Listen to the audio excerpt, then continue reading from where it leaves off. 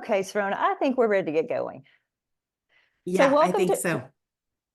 welcome to Classroom to Career. I say as a way to start our session, Serona and I have worked together at the MLC since things started up in 2020. And we've both had this common interest of what can we do for students. Serona sees students all the time as a professor at U of M. I've seen students all my life through my career of students wanting to get jobs.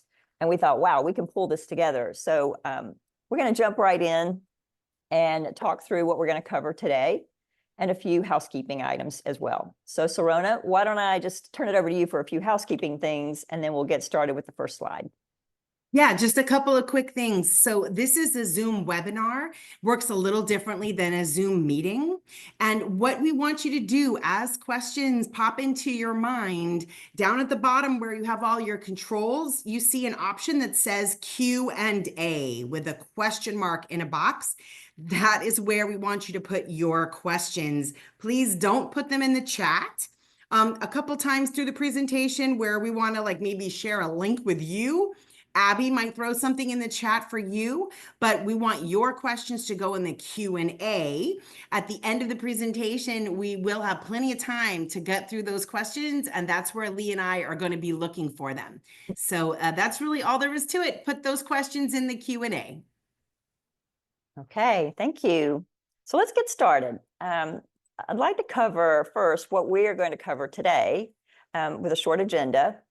We'll give you a little bit about our backgrounds, and I mentioned a few things about us before we got started. We also want to know about your career interest, and we have a polling software we're going to use for that. In fact, if you want to go ahead and set up your phone, we're going to ask you to use your phone for this webinar.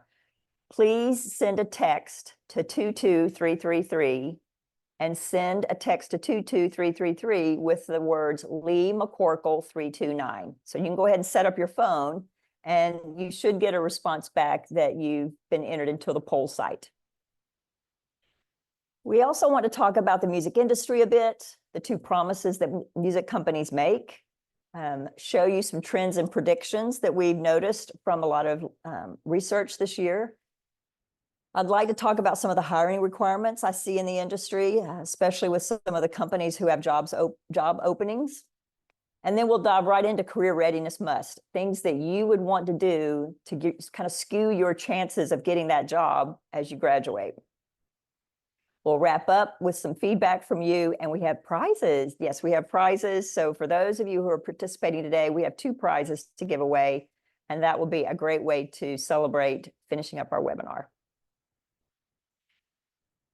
So let's start a little bit with the polling software. Let's see if it works. So go ahead and try it out. The MLC stands for A, the Music Licensing Company, B, the Mechanical Licensing Collective, the Modern Licensing Council, or the Microsoft Learning Coalition.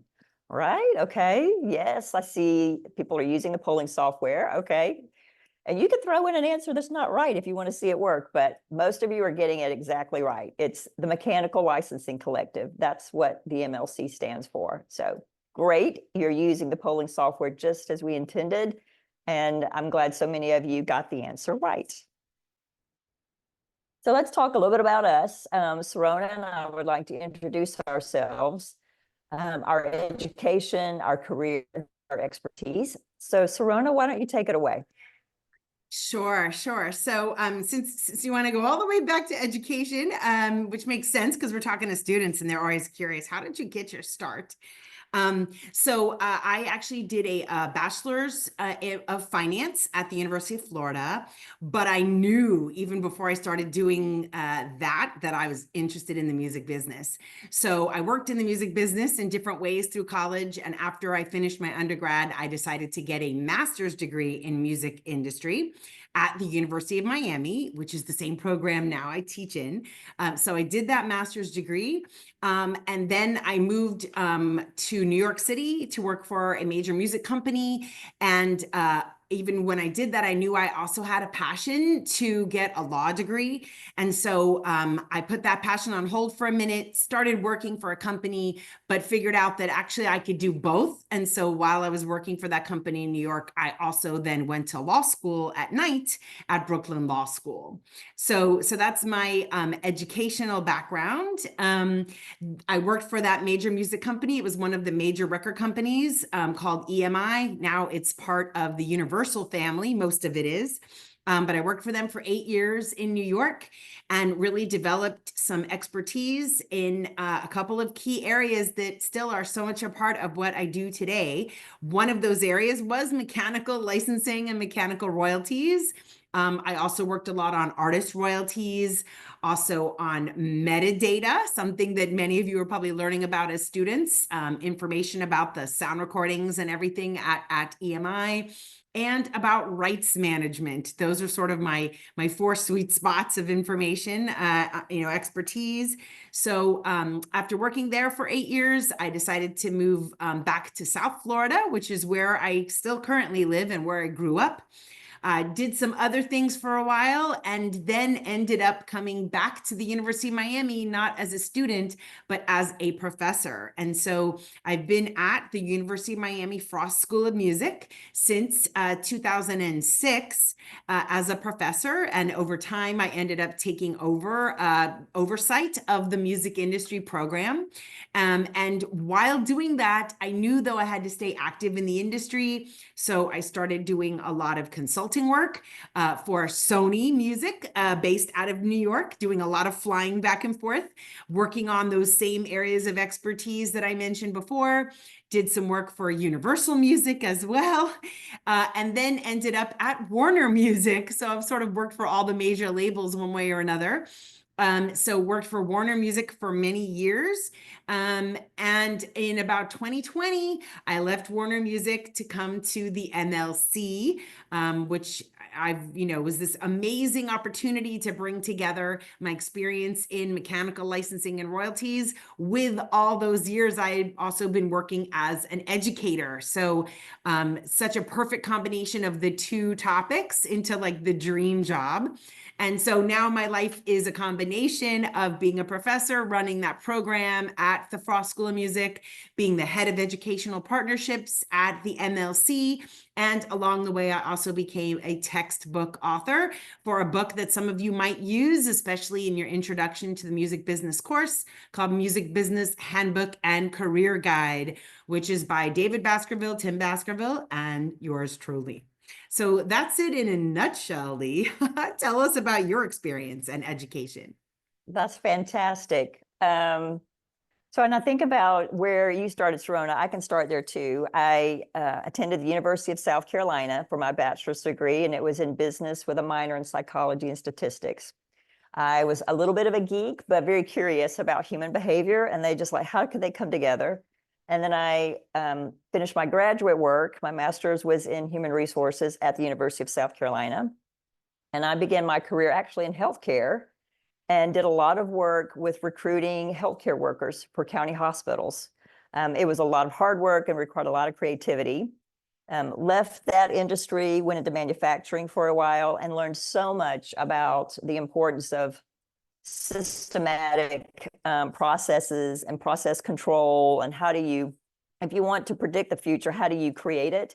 And it was a lot of great experience learning how to make sure there was customer satisfaction at the end of the day. So a great stint in manufacturing. I moved on into logistics and helped start up some facilities across the country for Macy's. Some of you have probably heard of Macy's. So I used to work for Macy's. There were a couple of periods in my employment where my role ended and I needed to start a job search. And I learned so much about networking and, really what are the statistically proven things you can do to get yourself a job soon. I learned a lot about how to put it into practice. And that gave me an opportunity to meet with a lot of job seeker groups. It could be job seeker groups in college or adults. And it really was eye-opening to help people who were in a job search learn from what I went through, but also how to skew their results and skew their things to their favor.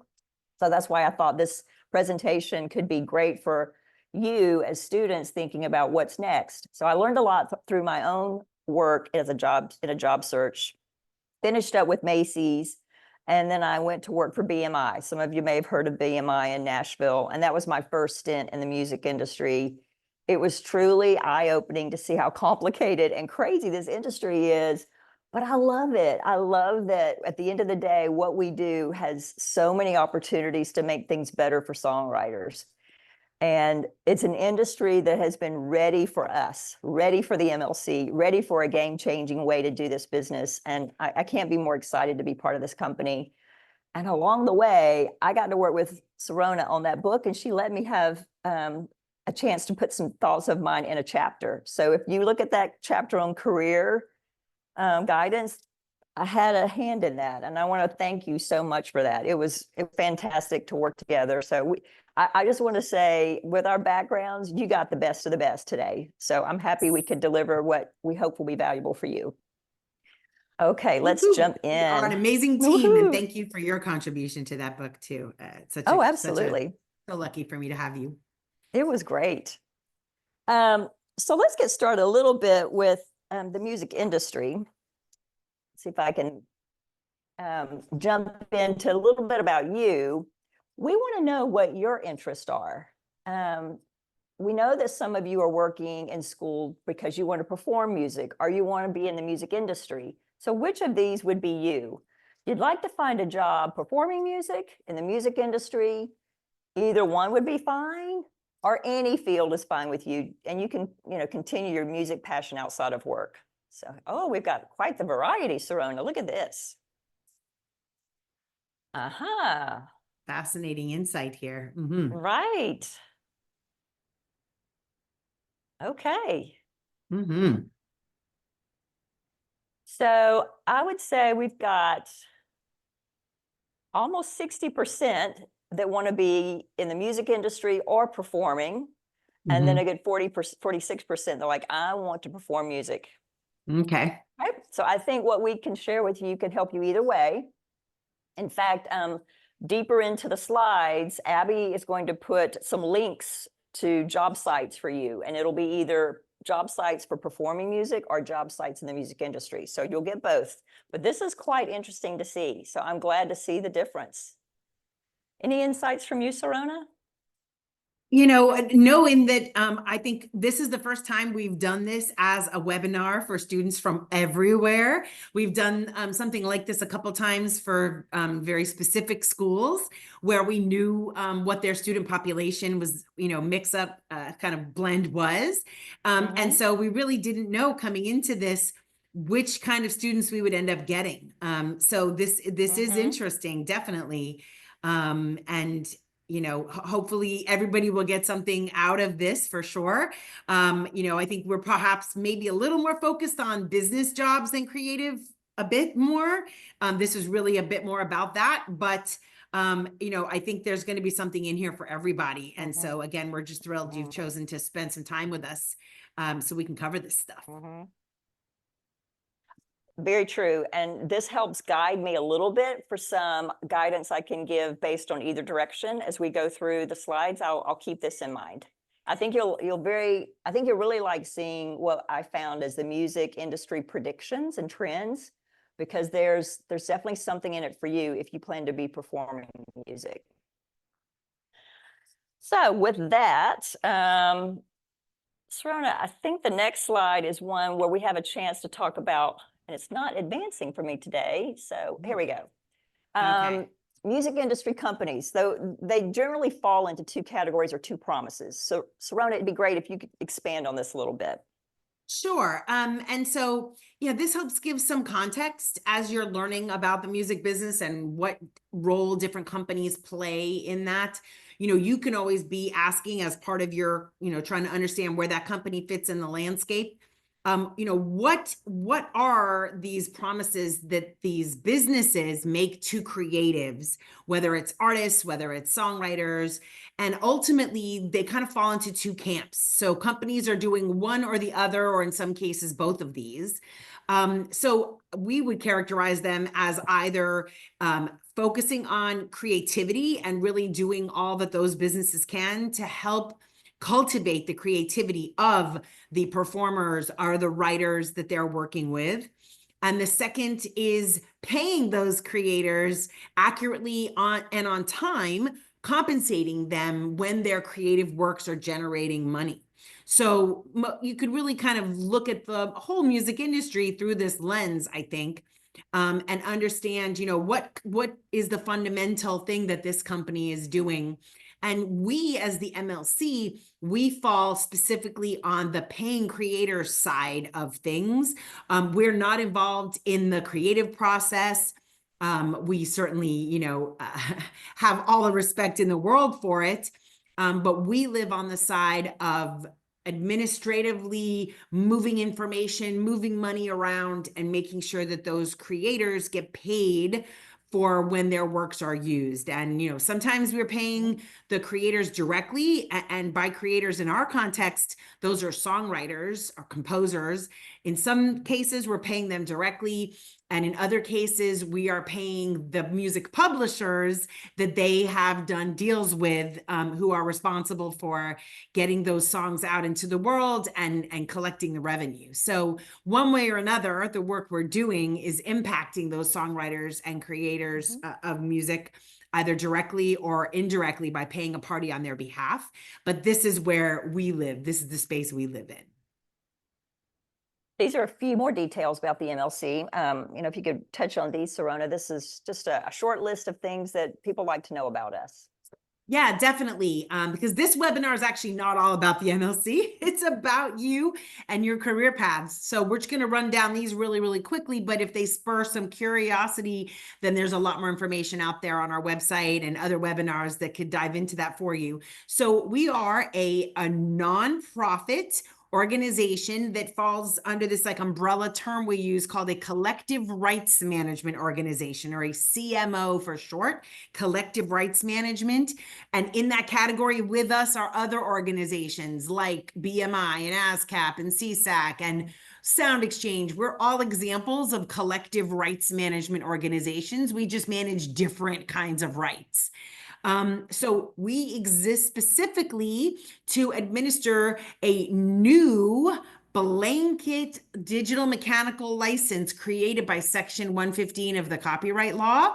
You might have heard of the Music Modernization Act in your classes. That was a really important change in the law that did several big things, one of which was it changed the way digital mechanical licensing works and created a new blanket digital mechanical compulsory license. And it said there must be an MLC created to administer it. So that's why we're here. We generally are paying digital mechanical royalties to music publishers and to what we call self-administered songwriters. So those are songwriters that are handling their own publishing business. They're handling it on their own without the help of a music publisher or a publishing administrator. So we pay the party that is handling the music publishing, basically. It is free to join the MLC. There is no cost. And even better than that, if we collect $100 in royalties, we pay out $100 in royalties without keeping any part of that money to pay our operating costs. And that's because the way the law was written when it created us, it said that the digital music services that have to pay us royalties separately have to pay our operating costs. So that was a really big win for creators in that they don't have to give up any of their royalties to pay for our operations.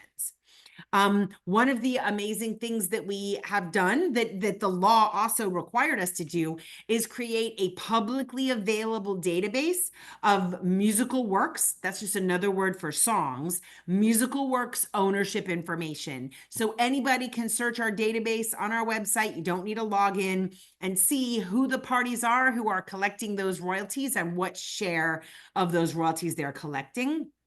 And our office, we have one office, and that is based in Nashville, Tennessee. Some of us do work remotely for the MLC. Like, you might have been kind of trying to connect the dots and be like, wait, but she's at University of Miami in Miami, Florida. Yes, I am one of those MLC folks that works remotely for the MLC, but a lot of our team is actually based in Nashville, and that's where our offices are. Great. Thanks, Serona. That's a nice rundown of the MLC. I think if there was any way to underscore everything covered, is this was a new thing in the industry. And it was high time for a new thing in the industry for the work we do. And if anybody was looking into music trends at that point, you would have heard about the MLC and the work that was needed. However, the industry continues to change. This is not the last thing that's going to happen in the industry. And if you're a job seeker, and if you're in the industry, you do want to keep up with what's going to happen next. So the next poll I'm going to ask you to answer is one where I'm going to ask you to type in what you think might be a trend in the industry, all right? And then I'll show you what my research found, okay? So what do you think are the trends in the music industry at this point? And just feel free to type in anything you like. I'm very curious about what you think.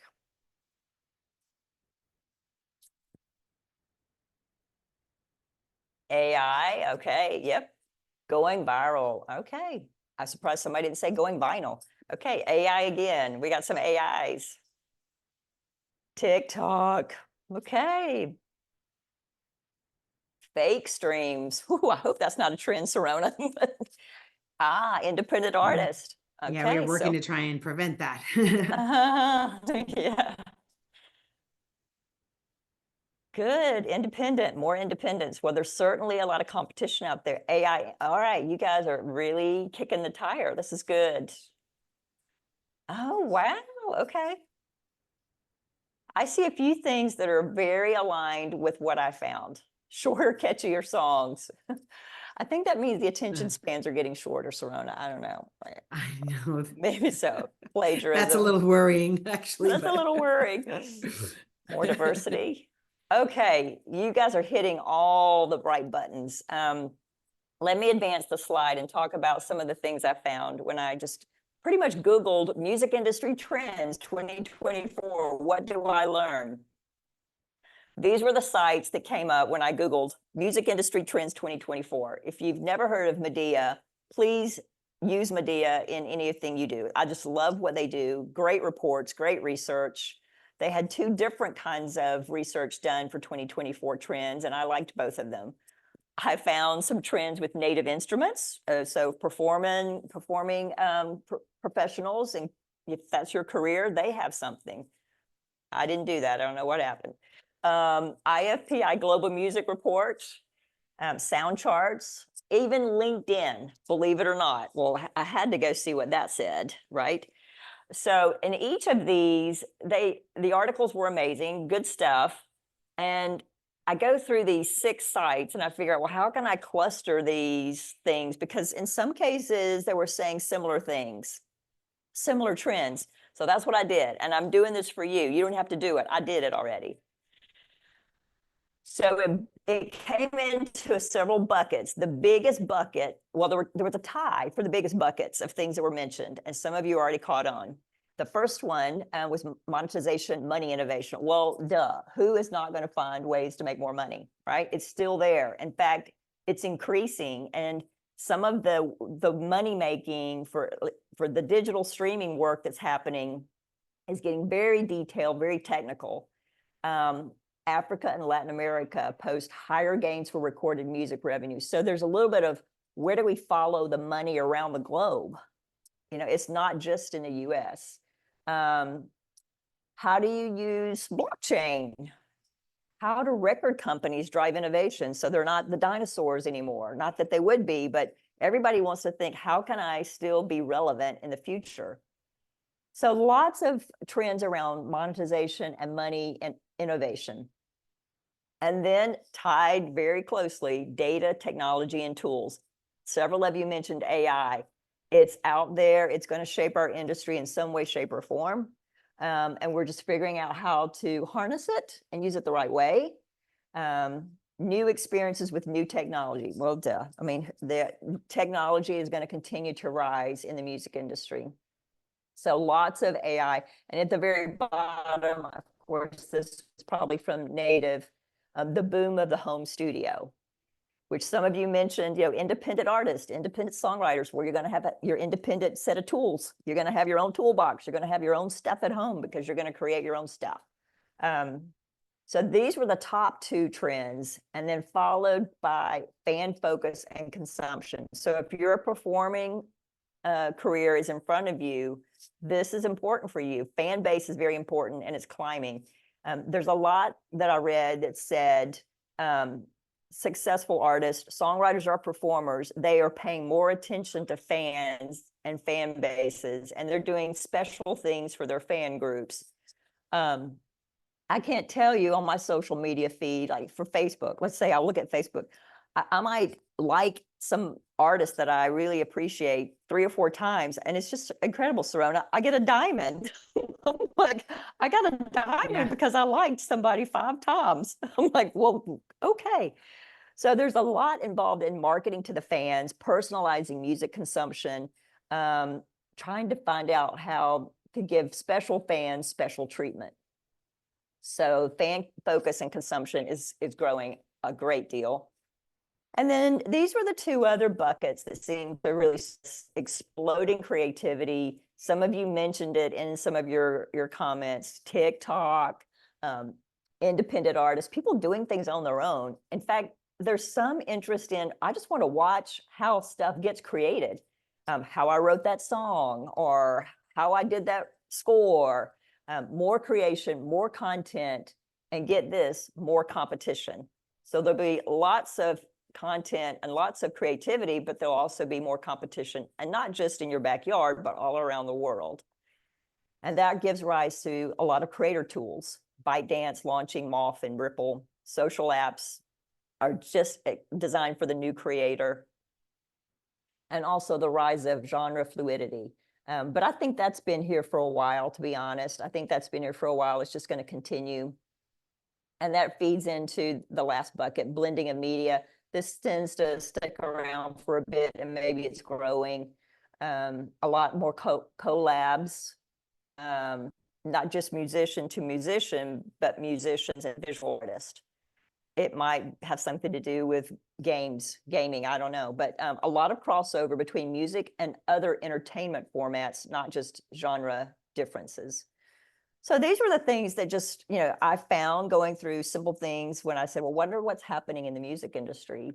And this is important for going from a classroom to a career, because if you want to think about, well, I want to have a job one day, you want to start with, where's the industry going? Oh, excuse me.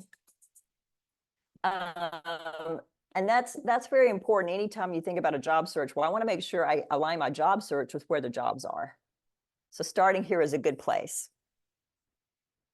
So on that note, based on that research that you just saw, now what do you think are the skills in the music industry? What's your best guess at, like, okay, if AI is out there, fan consumption, money monetization, all those things are out there. What are the skills? SEO? I'm not sure what that means. Skills means what do you need to be able to know how to do, right? A skill is something you know how to do. So what kind of things do you think you need to know how to do in order to be successful in the music industry today and tomorrow?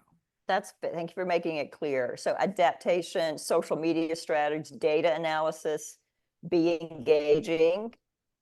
And that's been around in our industry for a while. 329, just know me. You don't need to text that again. Willingness to adapt. Adapting to new trends. I really like how many of you are saying adaptability. That's good. That's going to play well for you. Business, marketing, finance. Oh, yeah.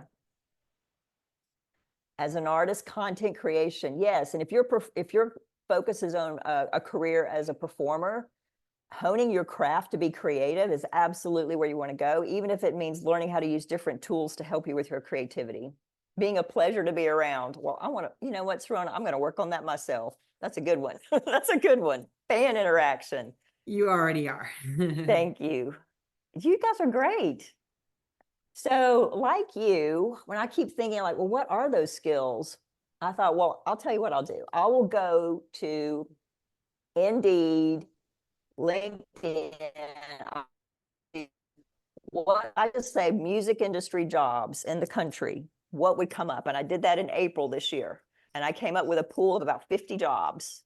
And I looked and I tried to organize, well, what kind of requirements are they asking for in those jobs?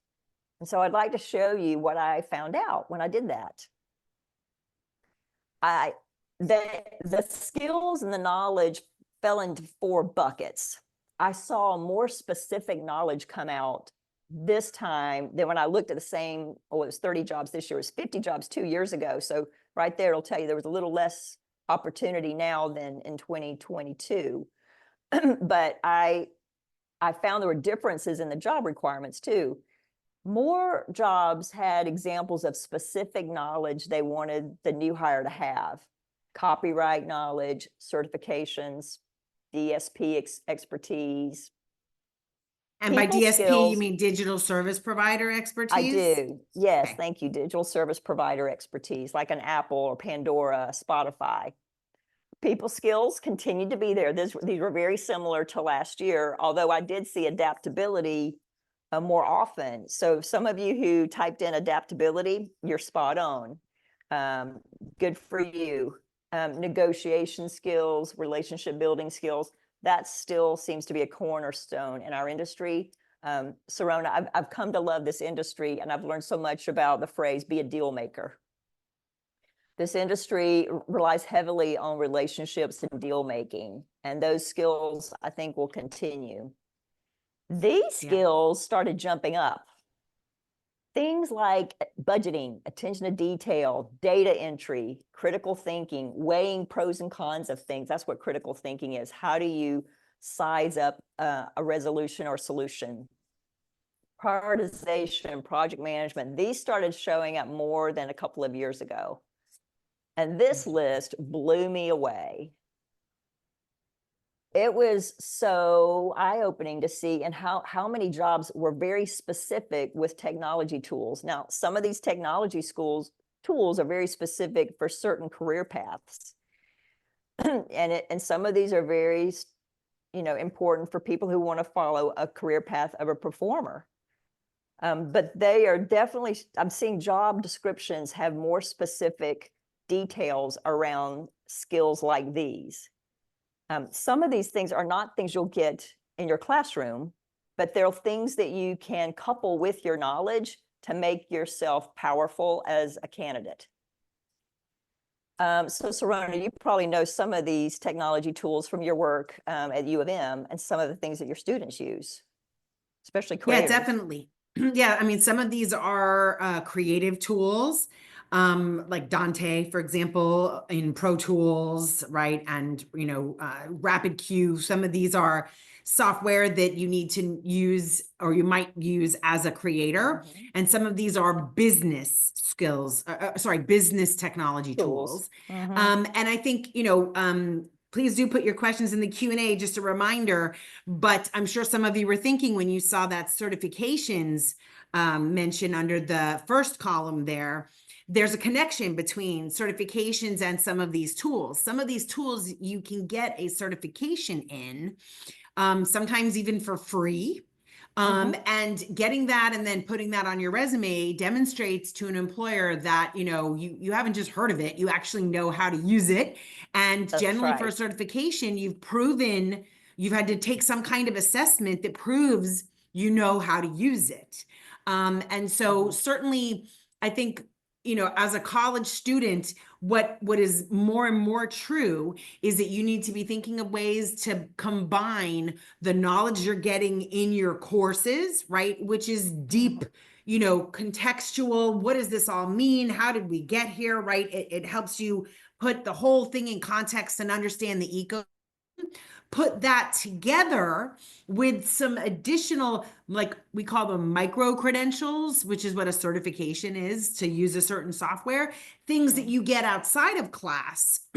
Putting those two things together is really going to make you stand out amongst everybody as somebody who's really well prepared for their career. A lot of universities have, they have access to things like LinkedIn Learning for free for their students. You should find out if your school has a LinkedIn Learning account that you can just use your university login and then get access to LinkedIn Learning for free. And for these different technology tools, if you go to their websites or even Google, can I get certified in Adobe Creative Suite?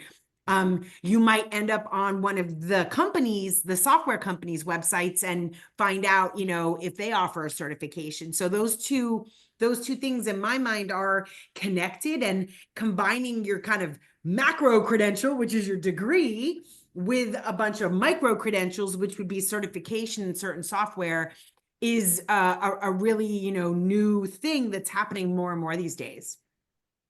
Yeah, well said. Two things come to mind, listening to your thoughts, Sarona. One, if there's one almost silver bullet for you to have with the technology tool, it's Excel. Just get yourself some really good familiarity with Excel, use it, try it, plan your vacation with it, just find ways to use Excel. It will serve you well. And any school should have some access for you to learn Excel and use it. The other thing that comes to mind is sometimes I hear from students, even interns that come work with us during the summer. They'll spend time with us doing the work, and then I might hear sometimes, well, this is nothing like school. This is the real world. I wonder, what's the value of sitting in all that class? And I'm like, oh, you have no idea. For the most part, what you're doing for your education gives you that fundamental why. Why is this industry like this? Why does copyright mean this? You get a lot of the why, and that builds your critical thinking skills. The other skill sets, the on the job stuff, that's the how. Because you can turn all your great ideas of why you're going to do something into reality. So coupling the two, your knowledge and education and your skill set, is your 1-2 punch. So enjoy it while you can. All right, I mentioned I looked at jobs in 2022 and then again this year, and I did my tick marks to figure out what was different. And look at this difference. From 2022 to 2024, process skills and technology, especially Excel, has gone up. More expectations were in writing for these three categories. People, even though it was important, it wasn't mentioned as much. Those people skills about adaptation, relationship building. And I don't think it's because it's not important. I think it's because it's understood. You have to have those skills. That's just the floor in our industry. The other skills are starting to really show themselves. And we see it at the MLC. I heard someone tell me yesterday, because of the transparency we've had with our portal and how we made things more easily seen, even with disputes or conflicts, other companies are hiring people to handle matching work for them. So the companies are handling people to handle cleanup work sometimes in our industry, and that's going to mean use of some technology and Excel and processes. So I think those are coming up to be higher needs than they used to be.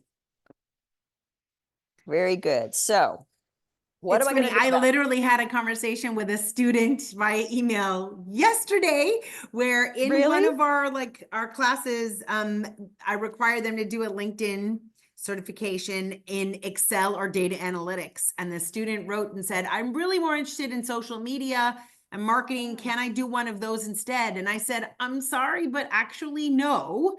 I know this may not seem super exciting to you right now, but trust me, you will thank me for this later.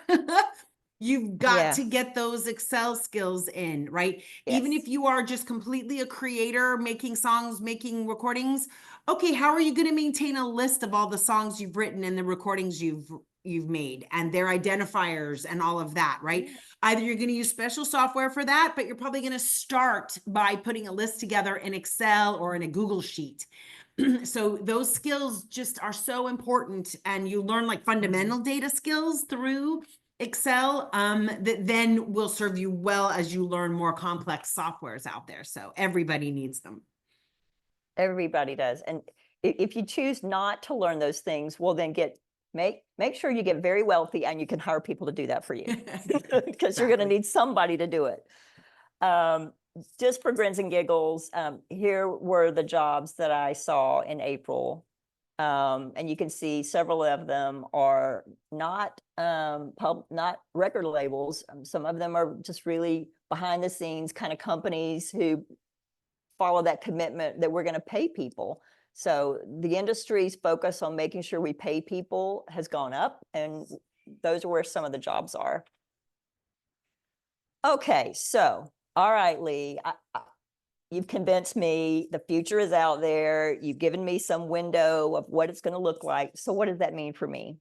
Well, the whole idea of this webinar is to skew things in your favor. So here are the buckets to help you.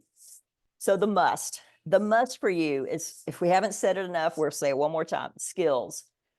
Strengthen your Excel, give yourself a certification or two, check into LinkedIn Learning. Coursera is another product, another company that has a lot of certifications for you. You have a career development office, probably, if you're in school. In fact, we'll share more. The MLC has a micro course that will look amazing on your resume if you want to take it. So Sarona will touch on that before we finish. But give yourself a skill or two, build your resume. Set simple goals. You don't have to conquer everything, but maybe one new skill a month, or maybe on a break, just say, I'm going to put aside an afternoon or a day or two, and I'm just going to sink into some certifications and get myself set up for success. So first must, skill building. Get yourself some skills and make it look like, okay, I've got some certifications. I can bring you knowledge and skills. Connections. You have a great opportunity to build connections with your co-students, co-workers, your professors, speakers like us. You can join user groups. In fact, Sarona had a great idea. One of the sessions we did, you probably are in programs where you have juniors, seniors, or people who are in programs higher than you or the next level. They're going to be in the job market sooner than you. So make those connections so that you can build your connections with people who are already in the workforce when you get out. Again, a simple goal. And this is what I did through my job search. When I was in a heavy job search, I made sure to get at least one connection a week. And I would follow companies. I would follow companies in LinkedIn that were interesting to me. So I would really connect with those companies and learn more about them. So when I had a chance to an interview, I'm going to I already know about this company a little bit. So create your connections and set a simple goal. Evidence. So you may get some of this training in your schools about how to create a star answer for an interview. But right now you can start collecting stories. Many of you said, hey, adaptability is going to be important in the industry. You're right. So if you think adaptability is going to be an important question down the road, what could be a story of how you've adapted to something and you were open-minded for change? So think about stories you can have in your back pocket. Use a STAR framework, which is answer a question where you describe the situation. What were the threats or the challenges that you were going to face? What were the actions that you took? And what were the results? That's a STAR answer. That's what somebody like me like to hear. I love to hear the whole story. Collect feedback. You can spend time with each other and say, how does the story sound? If this job description says, we really need somebody with attention to detail, and you've got a story of how you paid incredible attention to detail when you ran your sorority books for the school year, talk about the kind of detail you had to keep up with. So again, think about 2 stories for each soft skill, 2 stories for a process skill. And you'll see those show up as job description requirements, and you can think about how to create stories for each of them. Last but not least, to help you skew for success, think about any work you can do. It could be volunteer work. It could be part-time work.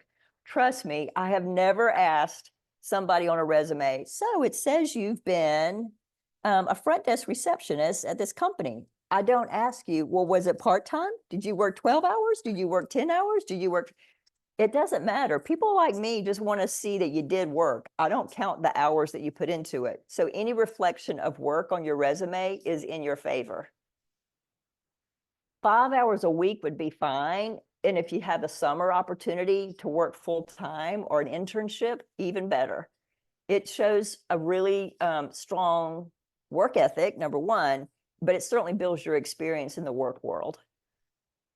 So these are the things that we think would give you a career readiness boost and help skew you for success: skills, connections, evidence, and work. And I do think that's the secret sauce, whether I was in a job search or whenever I talked to job seekers, it was a great way to set up success and really maximize your chances of finding a job sooner. A couple of opportunities that just happen to give you as students a chance for early success. So maybe you could talk about these because I know these are near and dear to your heart. Yes, yes. So these are two things that align with what we were just talking about, those golden nuggets, two opportunities that are actually MLC related. So very recently, this is like relatively hot off the press, sort of mid-August, we launched our first online micro course. It's totally free, no cost at all. Okay, you can complete it in about 2.5 hours. So, just find yourself a nice little chunk of time. It's not like a whole semester or more than a week. You can knock it out in 2.5 hours. And you could sit with a drink and a bag of potato chips. Exactly. You can eat your way through a bag of potato chips while you do this. And once you're finished with it all, it will generate a custom PDF with your name on it that says you completed the course. That might be nice to, like, maybe you have a class where some professor is saying, hey, do something online for extra credit or even as a requirement, right? LinkedIn Learning gives you those certificates. See if this could count, right? So you'll get that certificate. And if you choose to take the optional test at the end and you pass that test, you will get a digital badge that says you completed this, and you could add that digital badge like onto your LinkedIn profile where there's a digital badge section there under certification-y stuff. So that is free. The way you find out about this is you go to our special website page that's just for students. The easiest way to get to it is you go themlc.com, right? themlc.com/students. That gets you right there. And that's where you can sign up for that course if you want to take it. The other thing we have, which is much more involved, is our student ambassador program. I will say we are now, deep in the thick of it for the fall semester, but this might be something you want to do starting in January for like the spring or winter quarter or semester. So you can find out more about it on that same page, themlc.com/students, but the next set of applications will be open in early December. So what this is it's a volunteer opportunity to be able to call yourself a student ambassador of the MLC. To do that, you actually are given some materials to read and watch, and then you take a test. And if you pass that test, we invite you to be a student ambassador for the academic period. Usually it's one semester, but it's not even a whole semester. It's 10 weeks of activity where you have an activity to do each week, but those activities generally are taking 20 minutes or less, often quite a lot less. Sometimes 5 minutes is all it takes for the activity for that week. So this will not be too much of a burden with classes or with an internship, because literally we're talking 5 to 20 minutes a week for 10 weeks. So it's really not that big of a deal in terms of the time, but it looks great on a resume, and you'll list it there, under your job things. You just make sure that you say that it's a volunteer thing, and that's, we give you the information about the best way to describe it on your resume. And ultimately what you're doing is you are helping us get the word out to songwriters, composers in your community, often on your own campuses, helping spread the word of mouth about digital mechanical royalties and how to collect that money. So that's what it's really all about. So you're learning how it works and you're helping get people paid. It makes my heart warm whenever I find out about a songwriter who's like, I did it. I set everything up. I got a check. I got paid. I got money. That just there's nothing that makes me feel better than that. So that program is available. You can read about it now, and the applications will open up for the January starting time in early December. That program begins on January 6th. Thank you.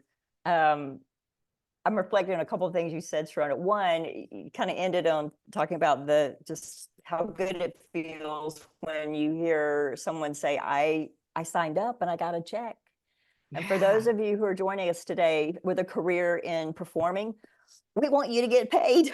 So this Exactly. is good stuff for you. The other thing is, you know, whatever job direction you want to go, there are plenty of job sites out there that show you jobs in the music industry. I've asked Abby to put those in the chat.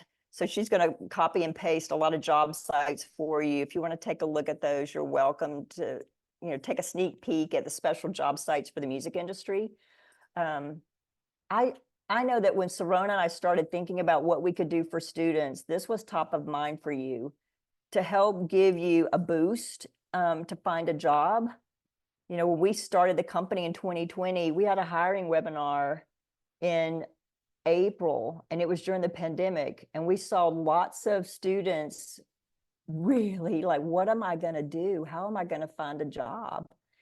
And we were lucky enough to be in a place where we could offer jobs, but we only had 10 jobs to offer, and there were 250 students who wanted a job.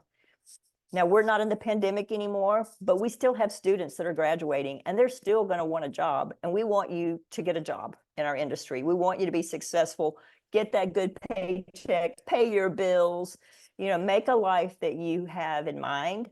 And that's what we hope for you, and how we hope this helps with what's next for you.